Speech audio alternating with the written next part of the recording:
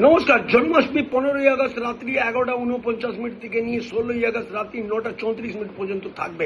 15ই August সকালবেলায় স্নান আদি করার পর একটা নারকেল নেবেন, নারকেলের মধ্যিখান দিয়ে ভালো করে ভেঙে আপনারা ওর নারকেলের মধ্যে কৃষ্ণ ঠাকুর নাড়ু গোপালকে ভালো করে রেখে দেওয়ার পর এই লাল সুতো দিয়ে বেঁধে আপনি আপনার মন্দিরে রেখে দেবেন।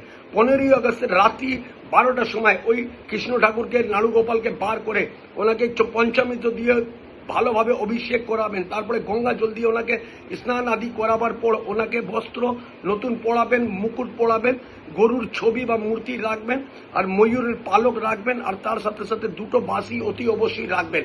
দুটো বাঁশি পুজো অর্চনা করে নেওয়ার পর ঠাকুরের সামনে একটা বাঁশি থাকবে, আর একটা বাঁশি আপনি আপনার ক্যাশ বক্সে বা আলমারিতে রাখুন। টাকা পয়সার অভাব আপনাদের কোনোদিনই থাকবে না। এবং তার সাথে সাথে আপনারা ওম নমঃ ভগবতে বাসুদেবায় নমঃ করবেন, আর তুলসী পাতা অতি অবশ্যই কৃষ্ণ ঠাকুরকে নিবেদন করবেন। আপনাদের জীবনে উন্নতি হবে।